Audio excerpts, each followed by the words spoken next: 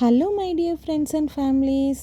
இன்றைக்கி உங்களுக்கு சூப்பரான நெய் சோறு எப்படி பண்ணலான்னு சொல்லித்தரேன் வாங்க. குக்கரில் ஒரு 4 டேபிள் ஸ்பூன் நெய் எடுத்துக்கோங்க.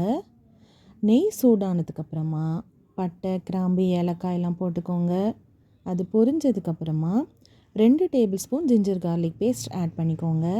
அதை நல்லா வதக்குங்க. அது பச்சை ஸ்மெல் போனதுக்கப்புறமா ஸ்மால் சைஸாக 2 ஆனியன், வெங்காயம் வெட்டி வச்சுக்கோங்க நீல வாக்கில். வெங்காயத்தோட கலர் சேஞ்சே ஆகாத மாதிரி பார்த்துக்கோங்க. அப்போ தான் உங்களோட நெய்ச்சோறு வெள்ளை வெள்ளேன்னு இருக்கும். 4 பச்சை மிளகா, கொஞ்சம் கொத்தமல்லி, கொஞ்சம் புதினா ஆட் பண்ணி லைட்டாக மிக்ஸ் பண்ணிக்கோங்க. கலர் சேஞ்ச் ஆகக்கூடாது. அப்புறமா உப்பு போட்டுட்டு தண்ணி ஊற்றுங்க. 1 கப் ரைஸ்க்கு 2 கப்பு தண்ணி.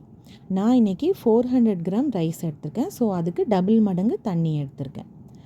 தண்ணி உங்களுக்கு ஜாஸ்தி கொதி வரக்கூடாது, லைட்டாக பபிள்ஸ் வந்தால் போதும்.